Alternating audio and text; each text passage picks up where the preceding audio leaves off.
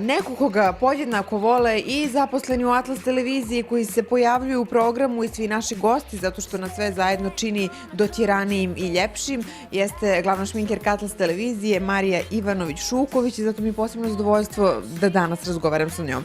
Marija, konstantno u časopisima ili u nekim ženskim emisijama možemo čuti da make-up treba prilagoditi godišnjem dobu, a šta to zapravo znači? Koja su osnovna pravila zimskog, recimo, make-upa? Pa svakako, Marija, to je da lice bude njegovano i zaštićeno od hladnoće i od vjetra, tako da zimi možemo koristiti veći sloj pudera ili neki jači puder koji će zaštititi lice od vjetra, prljavštine i svega ostalog, tako da možemo koristiti jače pudere.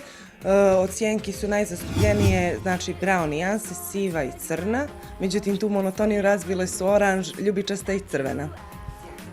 Ti si neko ko, zaposlen je na televiziji, ali osim angažmana televizijskog koji imaš, radiš vrlo često i na reklamama i različitim filmskim i serijskim projektima, raznim modnim događajima. Možeš li nam izdvojiti neki, najdraži angažman koji si do sad imala? Pa svakako najdraži angažman jeste u stvari rad na televiziji, jer svakog dana radim ono što volim. Međutim, uvijek se rado sjetim saradnje sa Nikolom Vukčevićem, koji je veliki perfekcionista, i Anđelom Lopriore, zato što je rad sa njom bio mnogo drugačiji nego sa ostalima, jer su svi njeni modeli bili nagi. I također bih izdvojila Royal Fashion. Također se, Marija, često govori o razlici između šminke za fotografisanje i snimanja i šminke za različite svečane događaje, bilo dnevne, bilo večernje. U čemu je osnovna razlika?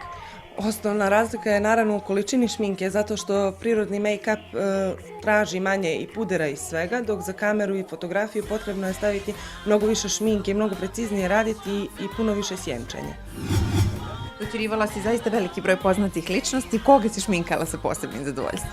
A sa posebnim zadovoljstvom strašno mi je teško da izdvojim, zato što svakog dana sa posebnim zadovoljstvom šminkam.